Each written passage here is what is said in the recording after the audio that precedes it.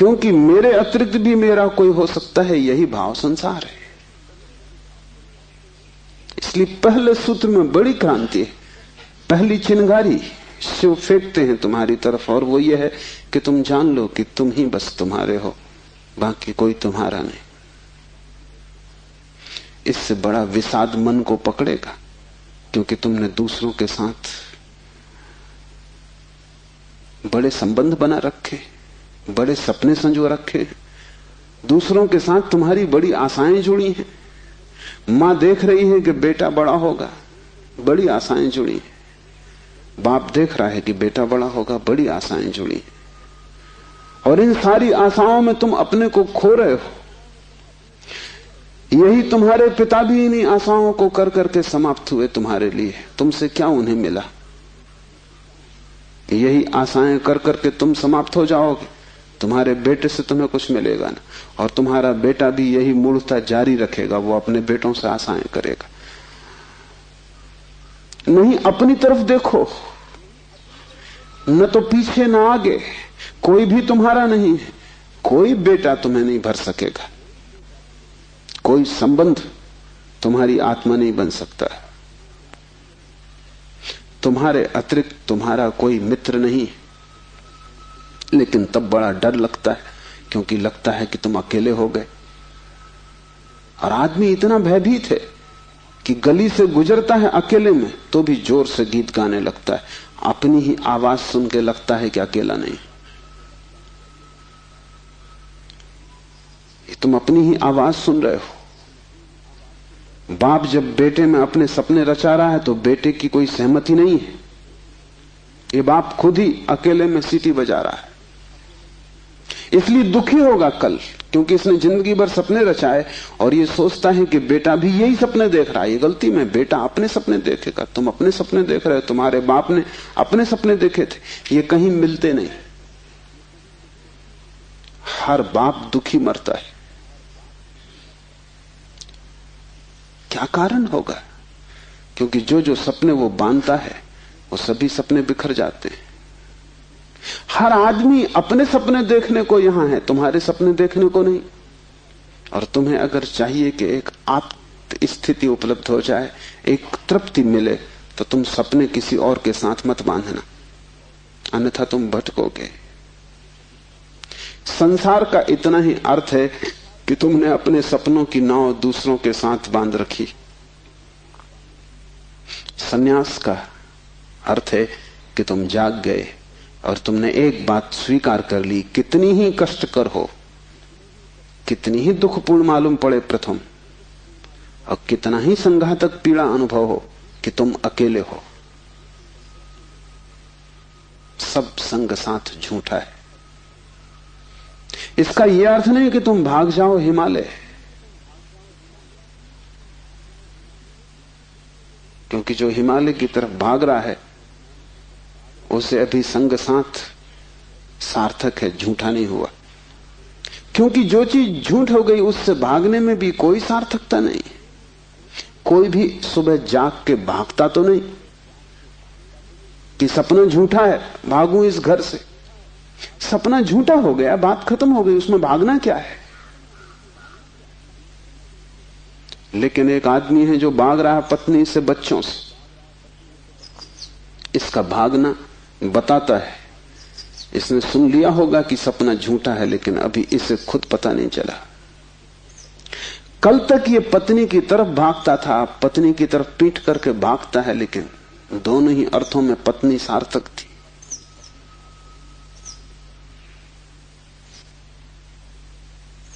एक जैन संत हुए, गणेश वर्णी। वर्षों पहले उन्होंने पत्नी त्याग दी। साधु पुरुष थे। कोई 20 वर्ष त्याग के बाद काशी में थे, तब खबर आई कि पत्नी मर गई। उनके मुंह से जो वचन निकला वो याद रख लेने जैसा है। उन्होंने कहा, चलो झंझट मिटी। उनके भक्तों ने इस वचन का अर्थ लिया कि बड़ी वीतरागता है, थोड़ा सोचो, तो साफ हो जाएगा कि वीतरागता बिल्कुल नहीं। क्योंकि जिस पत्नी को 20 साल पहले छोड़ दिया उसकी झंझट अभी कायम थी तो ही मिट सकती है। गणित बिल्कुल सीधा और साफ है। ये पत्नी जो 20 साल पहले छोड़ दी किसी न किसी तरह छाया की तरह पीछे चल रही होगी, ये मन में कहीं सवार होगी। इसका उपद्रव कायम था। 20 साल भी इसके उपद्रव को मिटा नहीं पाए थे छोड़ने के बाद। ये मन सतत सोचता रहा होगा पक्ष में विपक्ष में। पत्नी के मरने पर यह वचन कि चलो झंझट मिटी, पत्नी के संबंध में कुछ भी नहीं बताते, सिर्फ पति के संबंध में बताते कि आदमी भाग तो गया छोड़कर, लेकिन छोड़ ना पाया।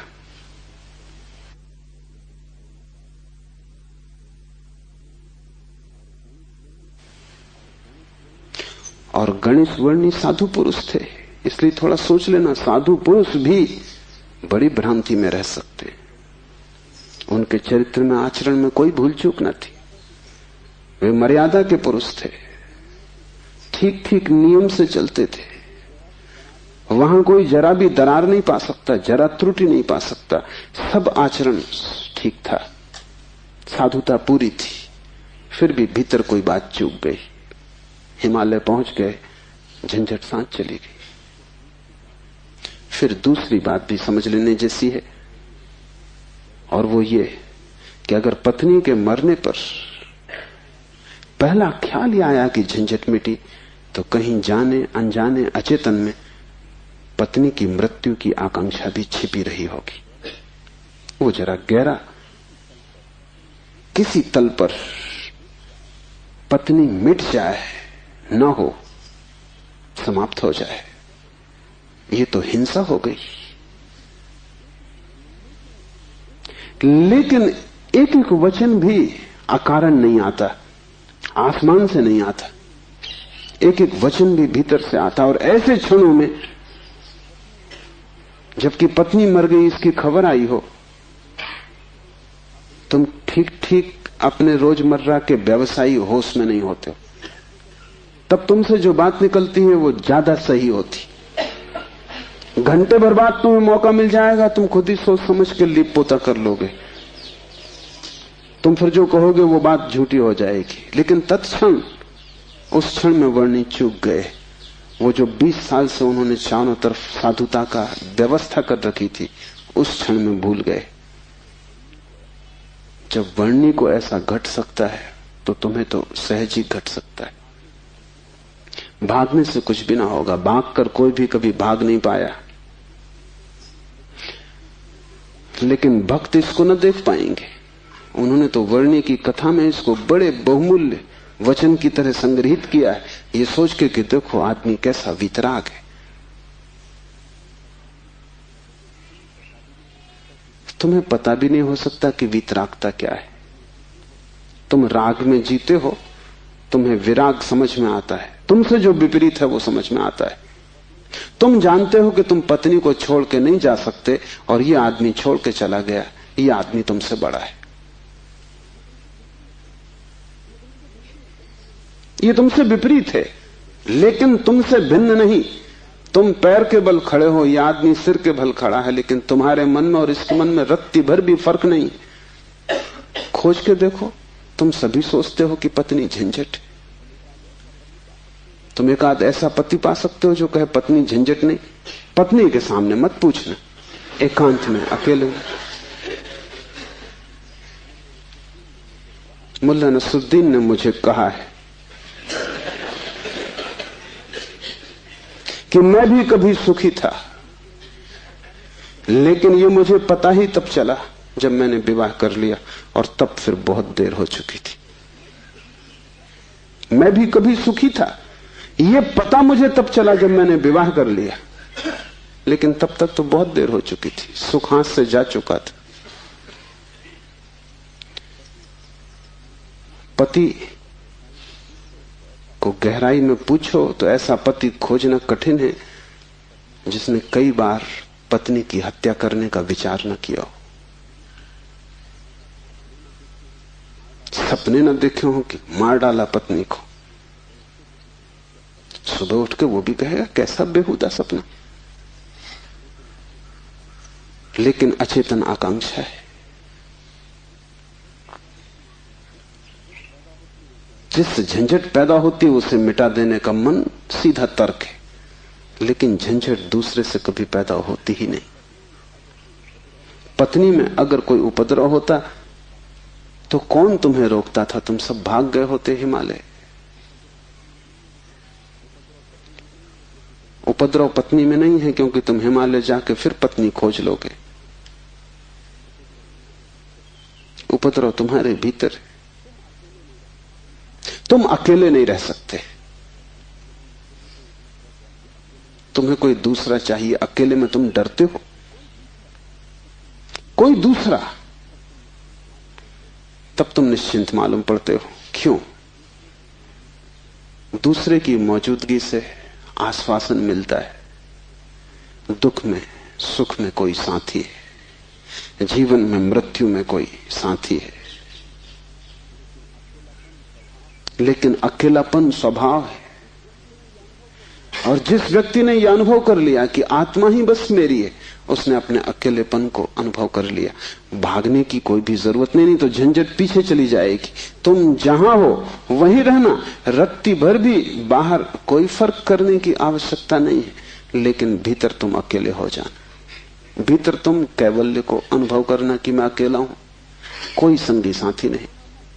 और ये तुम दोहराना मत, क्योंकि दोहराने की कोई जरूरत नहीं कि रोज सुबह बैठ के तुम दोहराओ कि मैं अकेला हूं, कोई संगी साथी नहीं। इससे कुछ भी ना होगा। ये दोहराना तो सिर्फ यही बताएगा कि तुम्हें अभी ख्याल नहीं हुआ। इसे समझना, ये तथ्य है कि तुम अकेले हो। समझने में अड़चन है, वही तपश्चर्या है। तप का अर्थ नहीं है कि तुम धूप में खड़े हो जाओ। आदमी को छोड़ के सभी पशु पक्षी धूप में खड़े, उनमें से कोई भी मोक्ष नहीं चला जा रहा है। और तप का अर्थ ये नहीं है कि तुम भूखे खड़े हो जाओ, अनशन कर लो, उपवास कर दो, क्योंकि आधी दुनिया वैसे ही भूखी मर रही है। कोई उपवास करके मोक्ष नहीं पहुंच जाता है। शरीर को गला दो, जला दो, उससे कुछ हल नहीं है। वो सिर्फ आत्महिंसा है और महानतम पाप है। और सिर्फ मूढ़ उस पाप में उतरते हैं। जिन्हें थोड़ा भी बोध है वो ऐसी नासमझियां ना करेंगे। दूसरे को भूखा मारना अगर गलत है तो खुद को भूखा मारना सही कैसे हो सकता है? दूसरे को सताना अगर हिंसा है तो खुद को सताना अहिंसा कैसे हो सकती है? सताने में हिंसा है, किसको तुम सताते हो इससे क्या फर्क पड़ता है? जो हिम्मतवर है वो दूसरे को सताते हैं, जो कमजोर है वो खुद को सताते हैं। क्योंकि दूसरे को सताने में एक खतरा है, दूसरा बदला लेगा। खुद को सताने में वो खतरा भी नहीं है, कौन बदला लेगा? कमजोर अपने को सताते हैं। तुमने कभी ख्याल किया, अगर पुरुष नाराज हो जाए तो वो पत्नी को पीटता, अगर पत्नी नाराज हो वो खुद को पीटती। ये जो पत्नी है ये साधुओं का प्रतीक है। कमजोर अपने को पीट लेता, क्या करे? ताकतवर दूसरे को पीटता है, क्योंकि उसमें खतरा तो है ही कि दूसरा क्या करेगा कौन जाने। कमजोर आत्महिंसक हो जाता है और ताकतवर परहिंसक होता है। और धार्मिक वो है जो अहिंसक, न वो दूसरे को सताता है न खुद को सताता है। सताने की बात ही व्यर्थ है। तपश्चर्या का अर्थ है कि तुमने ये सत्य स्वीकार कर लिया कि तुम अकेले हो, कोई उपाय नहीं है संगी साथी का। तुम कितना ही चाहो, कितनी ही आंखें बंद करो, सपने देखो, तुम अकेले ही रहोगे। जन्मों जन्मों से तुमने घर बसाए, परिवार बसाए, मिटाए, लेकिन तुम अकेले ही रहे हो। तुम्हारे अकेलेपन में रत्ती भर फर्क नहीं पड़ता। जिसने ये जान लिया, स्वीकार कर लिया कि मैं अकेला हूं, उसके लिए इंगित है इस सूत्र में चैतन्य आत्मा है, वही तुम्हारा और कोई तुम्हारा नहीं। और दूसरी बात इस सूत्र में है, वो है चैतन्य। आत्मा कोई सिद्धांत नहीं है कि तुम शास्त्र में पढ़ो और मान लो। आत्मा कोई जैसे गुरुत्वाकर्षण का सिद्धांत है, ऐसा कोई सिद्धांत नहीं है। आत्मा एक अनुभव है, सिद्धांत नहीं। और अनुभव है चैतन्य की तीव्रता का। इसलिए तुम जितने चैतन्य होते जाओगे उतनी ही तुम्हें आत्मा का पता चलेगा। तुम जितने बेहोश होते चले जाओगे उतना ही तुम्हें अपना पता नहीं चलेगा, और तुम करीब करीब बेहोश हो। जो आत्मा को जानना चाहता है उसे किसी दर्शन शास्त्र की जरूरत नहीं है, उसे चैतन्य को जगाने की प्रक्रिया चाहिए, उसे विधि चाहिए जिससे वो ज्यादा चेतन हो जाए। जैसे कि आग को तुम उकसाते हो, राख जम जाती, तुम उकसा देते हो, राख झड़ जाती, अंगारे झलकने लगते। ऐसी तुम्हें कोई प्रक्रिया चाहिए जिससे तुम्हारी राख झड़े और अंगारा चमके, क्योंकि उसी चमक में तुम पहचानोगे कि तुम चैतन्य हो। और जितने तुम चैतन्य हो उतने ही तुम आत्मवान हो। जिस दिन तुम पाओगे कि मैं परम चैतन्य हूं, उस दिन तुम परमात्मा हो। तुम्हारी चेतना की मात्रा ही तुम्हारी आत्मा की मात्रा होगी। लेकिन अभी तुम करीब करीब बेहोश हो, अभी करीब करीब तुम जैसे शराब पिए हो,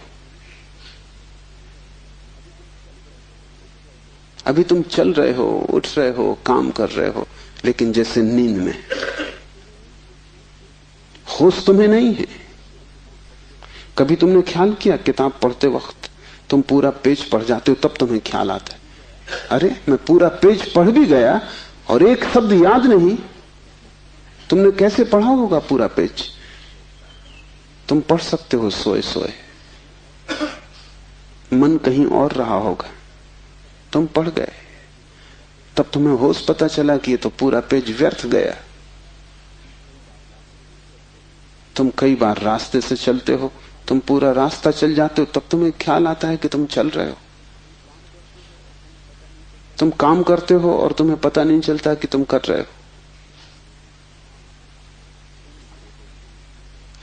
तुम बेहोशी में जी रहे हो और चैतन्य आत्मा है, और तुम पूछते हो क्या आत्मा है? तुम चाहते हो कोई प्रमाण दे, तुम चाहते हो कोई सिद्ध करे, कोई तर्क से तुम्हें समझा दे तो तुम भी मान लो, नहीं तो तुम नास्तिक हो जाओगे। नास्तिकता बेहोशी का सहज परिणाम है, आस्तिकता होश का फल। जितना तुम्हारा होश बढ़ेगा तो जरूरत नहीं है कि तुम मानो कि आत्मा है, क्योंकि कई ना समझ मान रहे हैं, उससे कुछ हल नहीं होता। इस मुल्क में तो सभी मानते हैं कि आत्मा है, लेकिन इससे क्या फर्क पड़ता है? तुम्हारे जीवन में कोई क्रांति इससे आती नहीं। शायद तुम इसलिए मान लेते हो कि हजारों साल से दोहराया जा रहा है, सुनते सुनते तुम्हारे कान पक गए, सुनते सुनते तुम भूल ही गए हो कि संबंध में सोचना भी है। सुनते सुनते पुनरुक्ति से आदमी सम्मोहित हो जाता है। एक ही बात बार बार दोहराई चली जाए तो तुम भूल जाते हो कि वो संदिग्ध, संदेह किया जा सकता है, विचार किया जाता है। और फिर आत्मा है, इससे तुम्हें बड़ा संतोष भी मिलता है। शरीर मरेगा ये तुम्हें पता है, आत्मा नहीं मरेगी, इससे बड़ी हिम्मत बनती है। और आत्मा कभी नहीं मरेगी, अग्नि उसे जलाएगी नहीं, शस्त्र उसे छेदेंगे नहीं, मृत्यु उसका कुछ बिगाड़ ना सकेगी। इससे तुम्हें बड़ी सांत्वना मिलती, पर सांत्वना सत्य नहीं है। आत्मा को कोई न तो स्वीकार कर सकता है सिद्धांत की तरह, और न पुनरुक्ति की तरह कोई सम्मोहित हो सकता है। आत्मा को तो केवल वही लोग जान पाते हैं जो चैतन्य को बढ़ाते हैं। इस तरह जियो कि तुम पर राख इकट्ठी ना हो, इस तरह जियो कि तुम्हारे भीतर का अंगारा जलता रहे, प्रकाशित हो। इस तरह जियो कि प्रति क्षण तुम होश में रहो, बेहोश नहीं। मुल्ला नसरुद्दीन को बच्चा पैदा हुआ, पहला ही लड़का था। नसरुद्दीन बड़ा खुश हुआ, अपने खास मित्र को बुलाया, खुशी मनाने दोनों शराब घर में गए। क्योंकि तुम एक ही खुशी जानते हो, बेहोशी। ये बड़े मजे की बात है। शिव, बुद्ध, महावीर, वे सब चिल्ला चिल्ला के कहते हैं कि दुनिया में एक ही आनंद है, वो है होश। और तुम एक ही सुख जानते हो, वो है बेहोशी। या तो तुम ठीक हो या वो ठीक है, दोनों तो ठीक नहीं हो सकते। मुल्ला मुल्ला नसरुद्दीन सीधा शराब घर गया, बजाय अस्पताल जाने के पहले बेटे को देखता।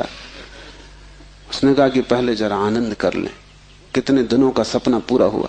डट के दोनों पी गए। जब दोनों पी के पहुंचे अस्पताल और कांच की खिड़की में से बेटे को देखा तो मुल्ला रोने लगा। उसने अपने मित्र से कहा, पहली तो बात मेरे जैसा मालूम नहीं होता। अपना उन्हें पता नहीं है,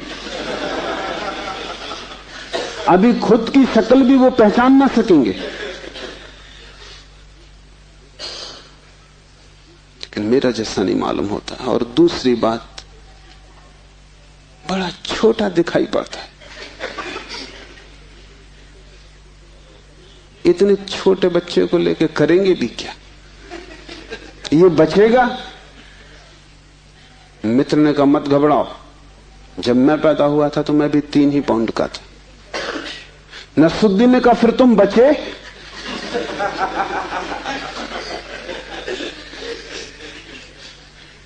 मित्र सोचने लगा, क्योंकि वो भी बेहोशी में था। उसने कहा, पक्का नहीं कह सकता।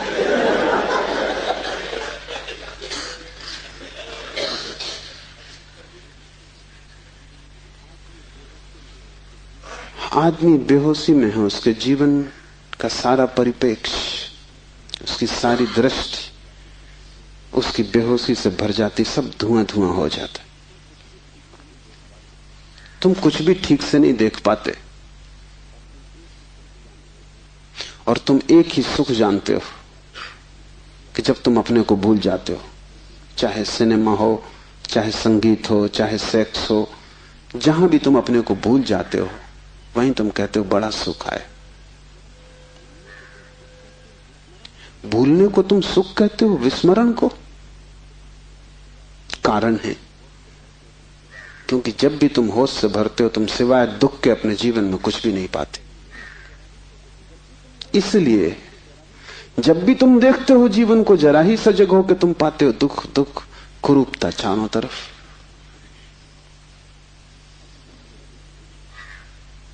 एक मेरे मित्र अविवाहित ही रह गए, उनसे मैंने पूछा कि क्या हुआ, कैसे चूक गए?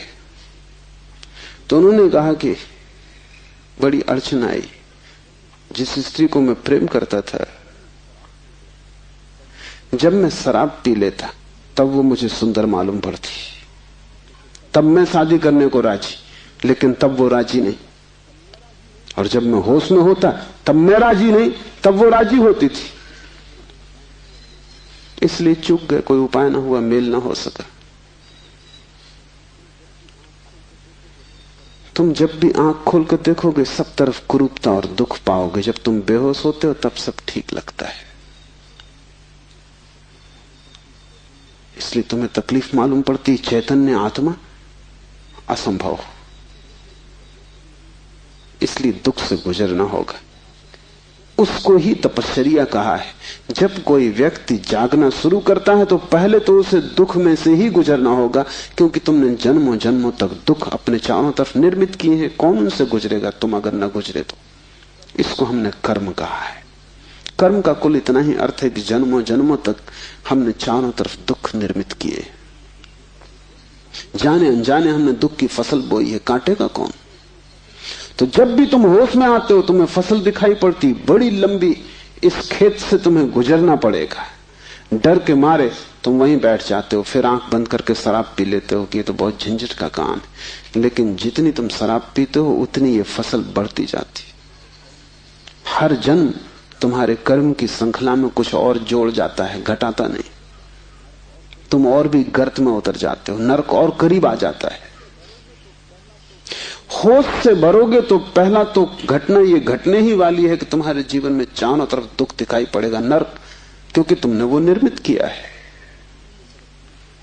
और अगर तुमने हिम्मत रखी, साहस रखा और तुम उस दुख से गुजर गए, तो जिस दुख से तुम सचेतन रूप से गुजर जाओगे वो फसल कट गई। उन दुखों से तुम्हें न गुजरना पड़ेगा फिर।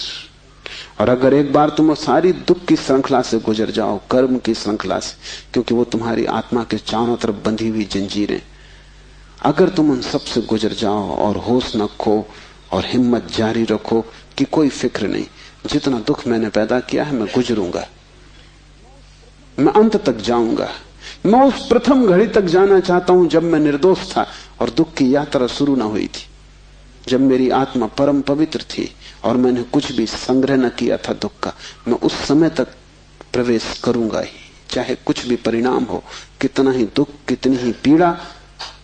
अगर तुमने इतना साहस रखा तो आज नहीं कल दुख से पार होकर तुम उस जगह पहुंच जाओगे जहां शिव का सूत्र तुम्हें समझ में आएगा, चैतन्य आत्मा है।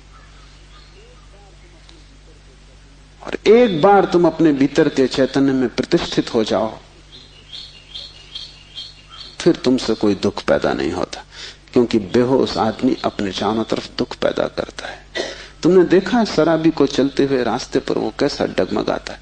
ऐसी तुम्हारी जिंदगी है, कहीं पैर रखते हो कहीं पड़ता है, कहीं जाना चाहते हो कहीं पहुंच जाते हो, कुछ करना चाहा था कुछ और ही हो जाता है, कुछ कहने निकले थे कुछ और ही कह के घर लौट आते हो। इसे तुम रोज देख रहे हो, फिर भी तुम समझ नहीं पाते कि क्यों हो रहा है।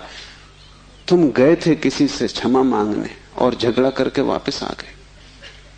होश में हो तुम बात प्रेम की कर रहे थे, दुश्मनी हो गई।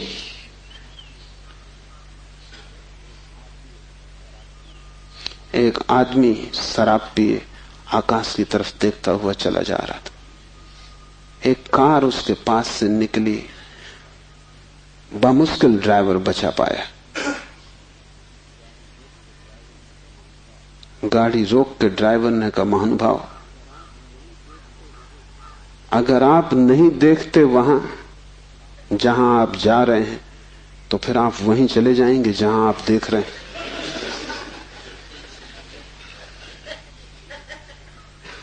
और हमें कुछ पता भी नहीं कि हम कहां जा रहे हैं, क्यों जा रहे हैं, कहां देख रहे हैं, क्यों देख रहे हैं, चले जा रहे हैं। क्योंकि एक बेचैनी है भीतर जो बैठने भी नहीं देती, एक शक्ति है भीतर जो चलाए चली जाती है। फिर हम जो भी करते वो सबके उल्टे परिणाम आते हैं। लोग मेरे पास आते हैं, वो कहते हैं हमने बदी तो कभी की नहीं, नेकी की और फल बदी मिल रहा है। ऐसा हो नहीं सकता कि तुम नेकी करो फल में बदी मिले। ऐसा हो नहीं सकता कि तुम आम के बीज बो और नीम के फल लगे। ऐसा हो नहीं सकता। इतना ही हो सकता है कि तुम ऐसे बेहोशी में बोए होगे, बोए तुमने नीम के ही फल, तुम होश में न थे, क्योंकि वृक्ष थोड़ी झूठ बोलेगा। तुम ही कहीं बोते वक्त भूल में पड़े होगे। तुम जब नेकी भी करते हो तब भी तुम्हारा नेकी करने का मन नहीं होता। तुम सच भी बोलते हो तो तुम दूसरे को चोट पहुंचाने के लिए सच बोलते हो। तुम सच बोलते हो दूसरे के अपमान के लिए। तुम सच बोलते हो जैसे तुम सच का उपयोग एक घातक हथियार की तरह कर रहे हो। तुम्हारे सत्व कड़वे होते, सत्य के कड़वे होने की कोई भी जरूरत नहीं, लेकिन मजा तुम्हें कड़वेपन में है, सत्य में तुम्हें मजा भी नहीं है। तुम्हारा झूठ सदा मीठा होता है, तुम्हारा सत्य सदा कड़वा होता है। बात क्या है? क्या कड़वापन सत्य का स्वभाव है? क्या मिठास झूठ का हिस्सा है? नहीं। झूठ को तुम चलाना चाहते हो, तुम उसे मीठा बनाते हो, क्योंकि अगर वो मीठा ना होगा तो चलेगा नहीं। एक तो झूठ चलना मुश्किल, मिठास के सहारे ही चलेगा। जैसे कड़वी दवा की गोली पर हम मीठी परत चढ़ा देते, बच्चा मीठी गोली समझ के खा लेता है, और जब तक कड़वेपन का पता चलता तब तक गोली भीतर जा चुकी है। तुम झूठ को मीठा बनाते हो क्योंकि तुम झूठ चलाना चाहते हो। तुम सत्य को कड़वा बनाते हो क्योंकि सत्य से तुम केवल चोट करना चाहते हो, उसको चलाना नहीं चाहते। तुम सत्य बोलते ही तब हो जब तुम सत्य का इस तरह उपयोग कर सको कि वो झूठ से बदतर साबित हो, तभी तुम बोलते हो। तुम बेहोश हो, तुम्हारे कृत्यों का तुम्हें कुछ पता नहीं है कि तुम क्या कर रहे हो। इसे थोड़ा होश पूर्वक देखना शुरू करो। जो तुम बोलना चाहते हो वही बोले या तुम कुछ और बोल गए? क्या तुमने यही सोचा था बोलने के लिए जो तुम बोले? मार्क ट्वेन लौटता था एक रात, उसकी पत्नी ने पूछा, घर आया तो पत्नी ने पूछा कैसा रहा व्याख्यान? वो व्याख्यान देने गया था। उसने कहा कौन सा व्याख्यान? जो मैंने तैयार किया था वो, या जो मैंने वहां दिया वो, या जो मैं चाहता था कि देता वो? कौन सा व्याख्यान? एक तो आदमी तैयार करता है और एक आदमी फिर जो देता है, उसमें बड़ा फर्क है। और फिर एक जो घर लौटते वक्त तो सोचता है दिया होता है। वो तीनों अलग अलग हैं। होश में हो। सब निशाने तुम्हारे चूक जाते हैं। तुम्हारी जिंदगी में कभी भी कोई निशाना लगा? आंख बंद करके भी आदमी तीर चलाता रहे तो कभी ना कभी निशाना लगेगा। मैंने सुना है कि अगर बंद घड़ी भी दीवार पे टंगी रहे तो 24 घंटे में 2 बार सही समय बताएगी। तुम्हारी जिंदगी में ऐसा भी नहीं आया कि 2 बार भी तुमने सही समय बताया होता। तुम बंद घड़ी से गए बीते। अंधेरे में भी आदमी तीर चलाता रहे तो कभी ना कभी निशान पे लग जाएगा। तुम खुली आंख से होश में प्रकाश में तीर चलाते हो, कभी निशाने पे नहीं लगता। क्या बात होगी? मुल्ला नसरुद्दीन को बड़ा शौक था हिरन की शिकार करने का। तीसरी बार जब वो शिकार करने जंगल पहुंचा और जंगल के विश्राम गृह में उसने अपना सामान रखा और तैयारी की, और जब सूटकेस खोला तो उसमें एक बड़ी फोटो रखी थी और पत्नी ने उस फोटो के नीचे लिखा था, मुल्ला हिरन इस तरह का होता है। उन्हें शिकार का शौक था लेकिन हिरन का पता नहीं था। तुम कुछ भी मार मूर के घर आ जाओगे, हिरन ठीक से फोटो देख लेना। तुम सब जगह चूक गए हो। वही तुम्हारे जीवन का दुख है। और चूकने का कुल कारण है कि तुम होश में नहीं हो। इसलिए जो भी करो होश पूर्वक करो। उठो तो भी होश पूर्वक, चलो तो भी होश पूर्वक। महावीर ने कहा है विवेक से चलो, विवेक से बैठो, विवेक से भोजन करो, विवेक से बोलो, विवेक से सो तक। महावीर से कोई पूछता है कि साधु कौन, तो महावीर ने कहा जो अमूर्छित है। और असाधु कौन, तो महावीर ने कहा जो मूर्छित है, जो सोया सोया जी रहा है वो असाधु, जो जागा जागा जी रहा है वो साधु। यही शिव कह रहे हैं, चैतन्य आत्मा। चैतन्य को बढ़ाओ। धीरे धीरे आत्मा की झलक तुम्हारे जीवन में आनी निश्चित है। दूसरा सूत्र है ज्ञानम बंधा। ज्ञान बंध है। बड़ी हैरानी का सूत्र है। ज्ञान के बहुत अर्थ हैं। एक तो जब तक तुम इस ज्ञान से भरे हो कि मैं हूं, तब तक तुम अज्ञान में रहोगे, क्योंकि मैं अज्ञान है, अहंकार अज्ञान है। जिस दिन तुम आत्मा से भरोगे उस दिन हूंपन तो रहेगा, मैंपन नहीं रहेगा। मैं हूं, इसमें से मैं तो कट जाएगा, सिर्फ हूं रहेगा। इसे थोड़ा प्रयोग करके देखो। कभी किसी वृक्ष के नीचे शांत बैठकर खोजो कि तुम्हारे भीतर मैं कहां है। तुम कहीं भी ना पाओगे। हूं तो तुम सब जगह पाओगे, मैं तुम कहीं भी ना पाओगे। सब जगह तुम्हें अस्तित्व मिलेगा, लेकिन अस्तित्व के साथ अहंकार तुम्हें कहीं भी ना मिलेगा। अहंकार तुम्हारी निर्मिति है, वो तुम्हारा बनाया हुआ है, वो झूठा है, वो असत्य है, उससे ज्यादा अप्रामाणिक और कुछ भी नहीं। वो काम चलाऊ है, उसकी संसार में जरूरत है, लेकिन उसकी सत्य में कहीं भी कोई स्थान नहीं। तो एक तो मैं हूं, ये ज्ञान बंध का कारण है। मेरा बोध, हूपन का बोध नहीं। हूपन का बोध तो शुद्ध है, उसमें कोई सीमा नहीं है। जब तुम कहते हो हूं, तो तुम्हारे हूं में और वृक्ष के हूं में कोई फर्क होगा? तुम्हारे हूं में और मेरे हूं में कोई फर्क होगा? जब तुम सिर्फ हो तो नदियां, पहाड़, वृक्ष सभी एक हो गए।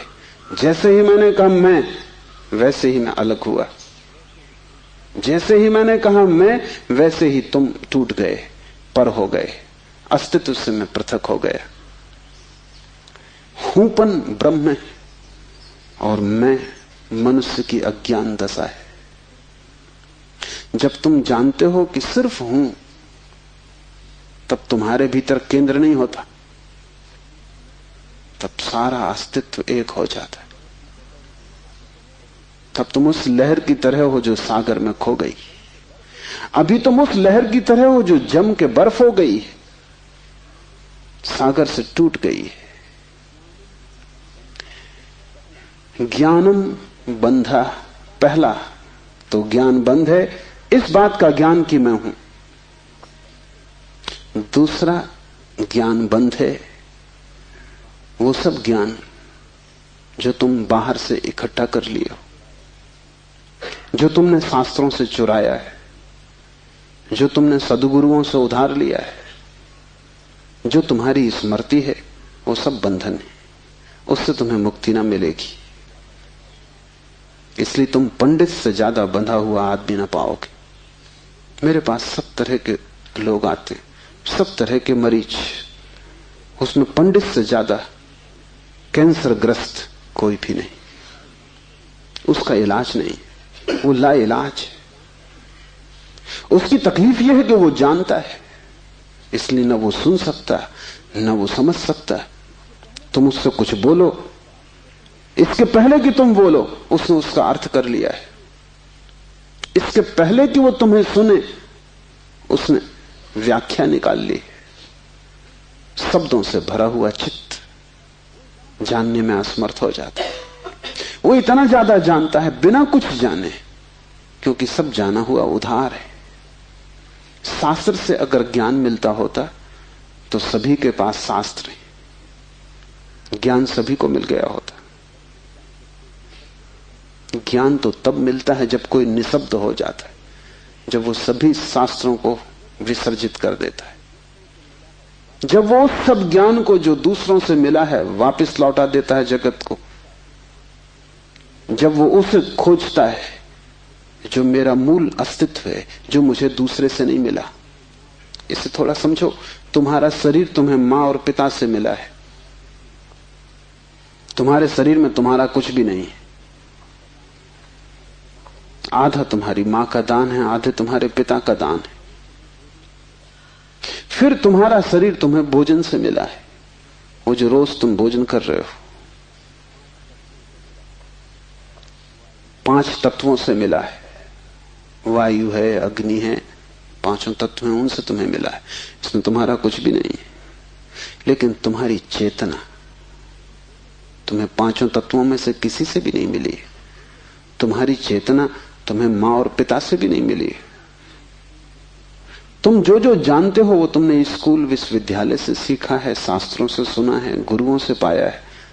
वो तुम्हारे शरीर का हिस्सा है, तुम्हारी आत्मा का नहीं।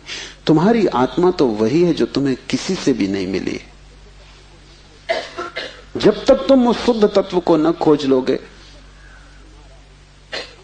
जो निपट तुम्हारा है, जो तुम्हें किसी से भी नहीं मिला है, न मां ने दिया, न पिता ने, न समाज ने, न गुरु ने, न शास्त्र ने, वही तुम्हारा स्वभाव है। ज्ञान बंद है क्योंकि वो तुम्हें स्वभाव तक न पहुंचने देगा। ज्ञान ने ही तुम्हें बांटा है। तुम कहते हो मैं हिंदू, तुमने कभी सोचा कि तुम हिंदू क्यों हो? तुम कहते हो मैं मुसलमान, तुमने कभी विचारा कि तुम मुसलमान क्यों हो? हिंदू और मुसलमान में फर्क क्या है?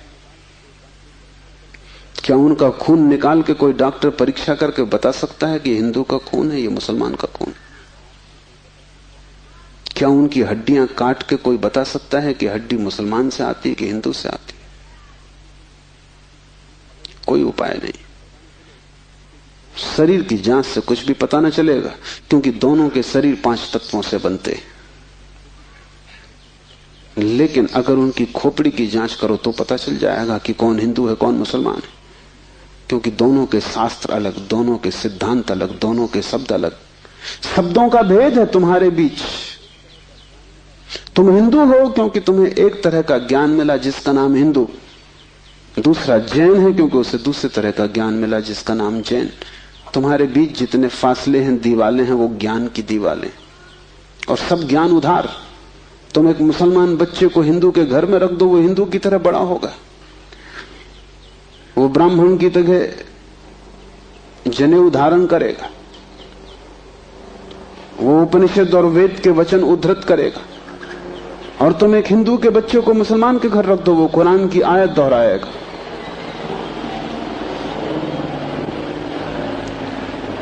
ज्ञान तुम्हें बांटता है, क्योंकि ज्ञान तुम्हारे चारों तरफ एक दीवार खींच देता है, और ज्ञान तुम्हें लड़ाता है, और ज्ञान तुम्हारे जीवन में वैमनस्य और शत्रुता पैदा करता है। थोड़ी देर को सोचो, अगर तुम्हें कुछ भी ना सिखाया जाए कि तुम हिंदू हो या मुसलमान या जैन या पारसी, तो तुम क्या करोगे?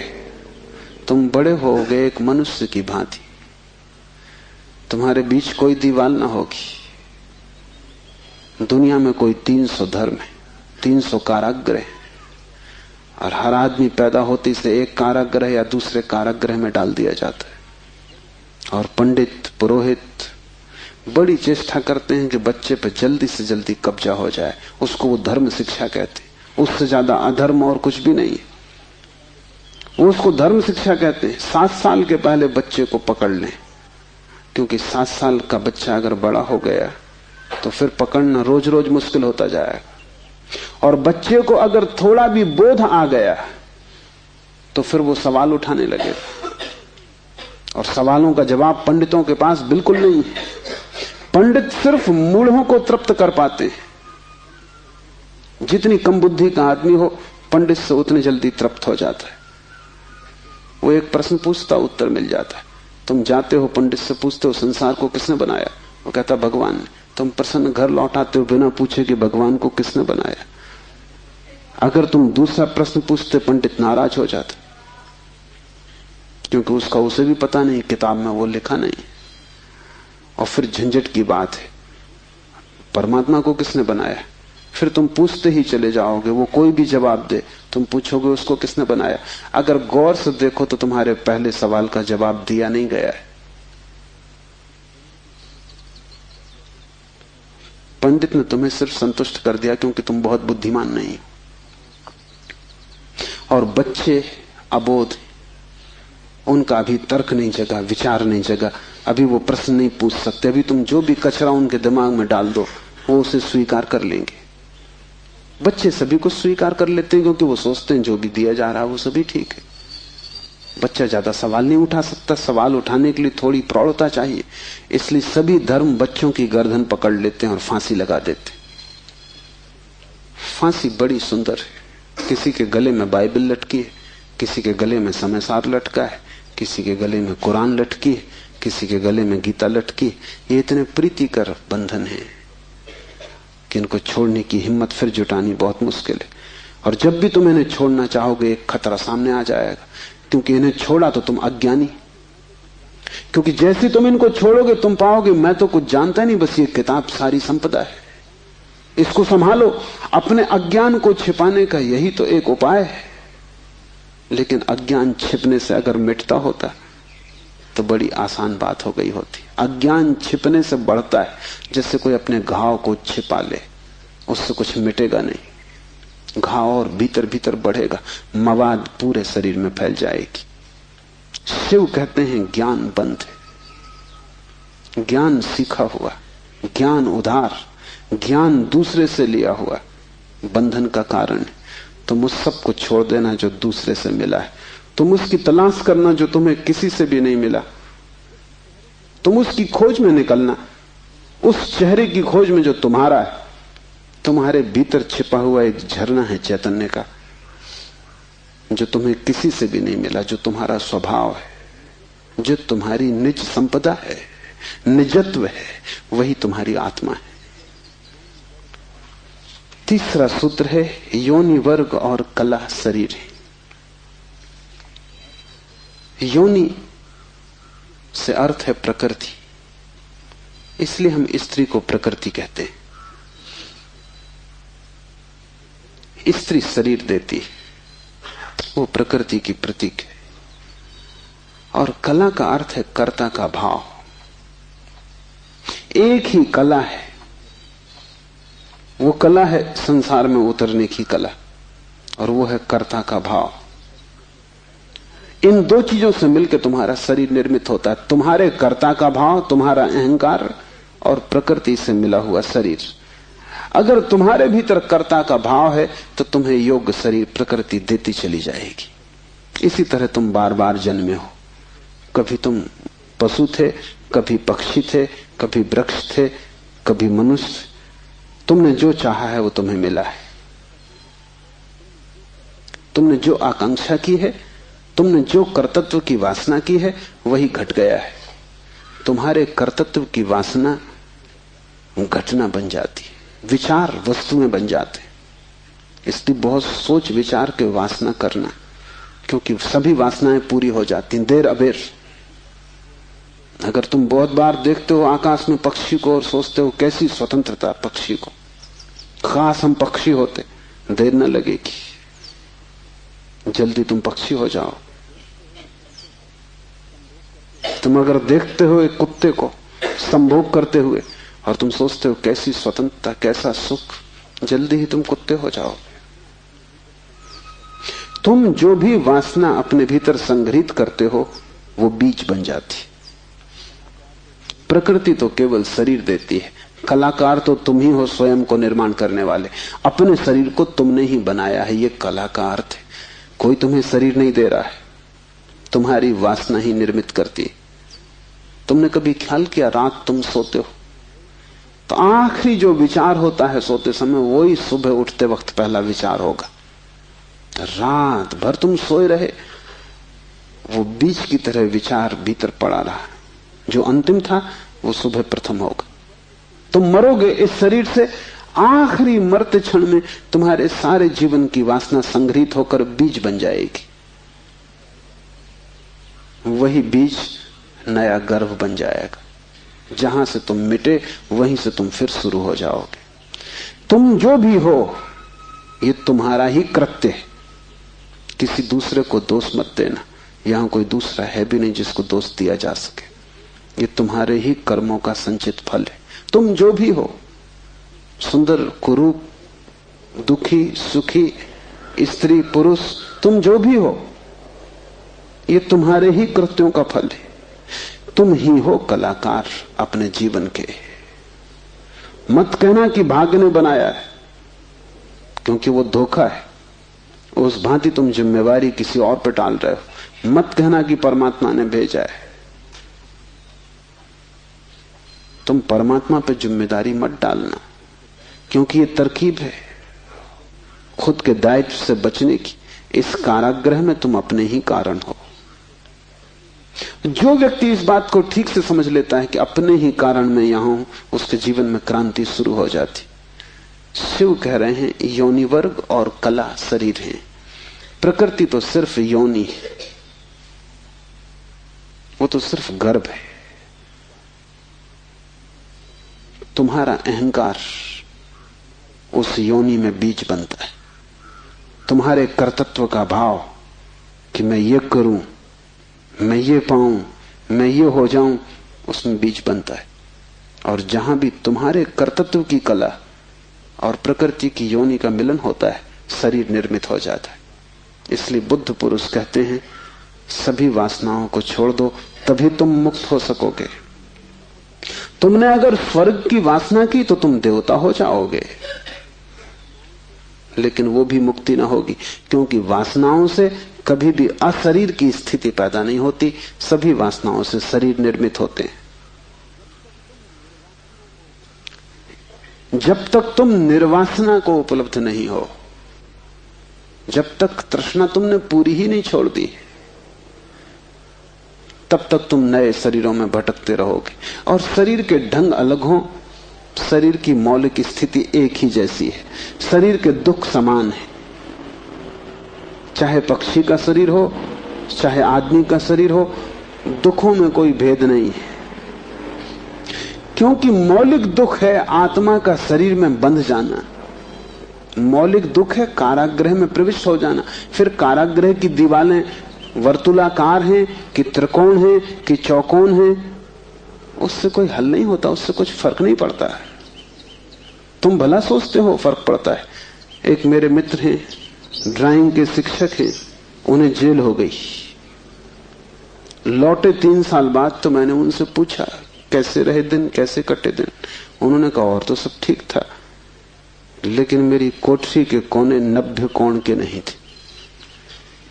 वो ड्राइंग के शिक्षक हैं, उनकी बुद्धि, वो 90 कोण के नहीं थे कोठरी के कोने। उनकी असली तकलीफ 3 साल यही रही, क्योंकि उसी कोठरी में रहना और बार बार देखना वो कोना, वो 90 कोण का नहीं। तो जो बात उन्होंने मुझसे कही वो ये कि तो और तो सब ठीक था, बाकी कुछ अड़चन ना थी, लेकिन कोने ठीक 90 के नहीं थे। कोने 90 के हों कि 90 के ना हो, इससे क्या बुनियादी फर्क पड़ेगा। कारागृह कारागृह, पक्षी का शरीर के आदमी का बहुत फर्क नहीं पड़ता। बंद तुम हो गए वही दुख है, बंध गए तुम वही दुख है। वासना बांधती है, वासना है रज्जु जिससे हम बंधते हैं। और ध्यान रखना, तुम्हारे अतिरिक्त और कोई जिम्मेवार नहीं है। उद्धमो भैरवा, चौथा सूत्र है उद्धम ही भैरव है। उद्धम उस आध्यात्मिक प्रयास को कहते हैं जिससे तुम इस कारागृह के बाहर होने की चेष्टा करते हो। भैरव शब्द पारिभाषिक है। भा का अर्थ है भरण, रा का अर्थ है रवण, वा का अर्थ है वमन। भरण का अर्थ है धारण, रवण का अर्थ है संहार और वमन का अर्थ है फैलाना। भैरव का अर्थ है ब्रह्म, जो धारण किए है, जो संभाले है, जिसमें हम पैदा होंगे और जिसमें हम मिटेंगे, जो विस्तार है और जो ही संकोच बनेगा, जो सृष्टि का उद्भव है और जिसमें प्रलय होगा। मूल अस्तित्व का नाम भैरव है। शिव कहते हैं उद्धम ही भैरव है। और जिस दिन भी तुमने आध्यात्मिक जीवन की चेष्टा शुरू की, तुम भैरव होने लगे, तुम परमात्मा के साथ एक होने लगे। तुम्हारी चेष्टा की पहली किरण और तुमने सूरज की तरफ यात्रा शुरू कर दी। पहला ख्याल तुम्हारे भीतर मुक्त होने का, और ज्यादा दूर नहीं है मंजिल, क्योंकि पहला कदम करीब करीब आधी यात्रा है। उद्धम भैरव है।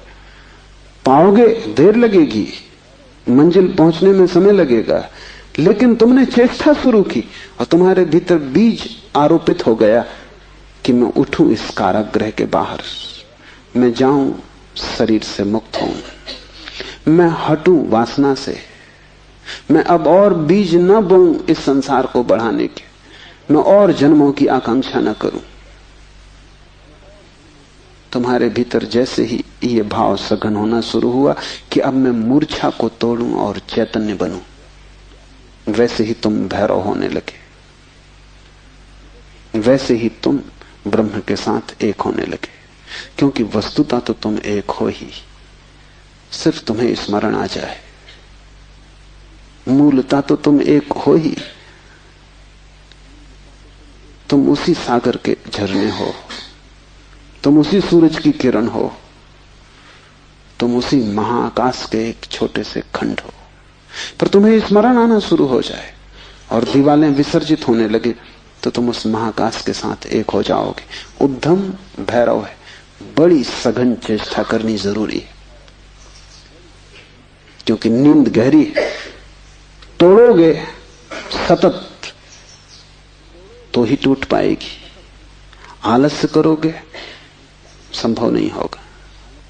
आज तोड़ोगे कल फिर बना लोगे तो फिर भटकते रहोगे। एक हाथ से तोड़ोगे दूसरे से बनाते जाओगे तो श्रम व्यर्थ होगा। उद्यम का अर्थ है तुम्हारी पूरी चेष्टा संलग्न हो जाए। लोग मेरे पास आते हैं, वो कहते हैं हम करते हैं लेकिन कुछ हो नहीं रहा, और मैं उनकी शक्ल देखता हूं वो करते हैं ही नहीं, या ऐसा मरे मरे करते हैं जैसे मक्खियां उड़ा रहे हैं। उनके करने में कोई प्राण नहीं है, इसलिए नहीं होता। लेकिन वो आते ऐसे हैं जैसे कि वो परमात्मा पे कोई बड़ी कृपा कर रहे हैं कि करते हैं और नहीं हो रहा, तो शिकायत लेके आए कि कहीं कुछ गड़बड़ हो रही, कहीं कोई अन्याय हो रहा है, कि दूसरों को हो रहा है हमें नहीं हो रहा। इस जगत में अन्याय होता ही नहीं। इस जगत में जो भी होता है न्याय है, क्योंकि यहां कोई आदमी नहीं बैठा है न्याय अन्याय करने को। जगत में तो नियम है, उन्हीं नियमों का नाम धर्म है। तुम अगर इस क्षेत्र से चले गिरोगे, टांग टूट जाएगी, तो तुम जाके अदालत में ये नहीं कहोगे कि गुरुत्वाकर्षण के कानून पर एक मुकदमा चलाता हूं, तो अदालत कहेगी तुम तिरछे मत चलते। गुरुत्वाकर्षण तुम्हें गिराने में उत्सुक नहीं है, न तुम्हें संभालने में उत्सुक है। तुम जब सीधे सीधे चलते हो वही तुम्हें संभालता है, जब तुम तिरछे चलते हो वही तुम्हें गिराता है। न गिराने की उसकी कोई आकांक्षा है, न संभालने की। तटस्थ है जगत का नियम, उस तटस्थ नियम का नाम धर्म है। उसको हिंदुओं ने रित कहा है। वो परम नियम है, वो तुम्हारी तरफ पक्षपात नहीं करता कि किसी को गिरा दे किसी को उठा दे। तुम जैसे ही ठीक चलने लगते हो वो तुम्हें संभालता है, तुम गिरना चाहते हो वो तुम्हें गिराता है। वो हर हालत में उपलब्ध है। तुम जैसा भी उसका उपयोग करना चाहते हो वो तुम्हें खुला है, उसके द्वार बंद नहीं है। तुम सिर ठोकना चाहते हो दरवाजे से, सिर ठोक लो। तुम दरवाजा खोल के भीतर जाना चाहते हो, भीतर चले जाओ। वो तटस्थ है। उद्यम भैरव है, महान श्रम चाहिए। उद्यम का अर्थ है प्रगाढ़ श्रम, तुम्हारी समग्रता लग जाए श्रम में, उसका नाम उद्यम है। और तब देर न लगी कि तुम्हारे भैरव हो जाने में। शक्ति चक्र के संधान से विश्व का संहार हो जाता है, 5वां सूत्र है।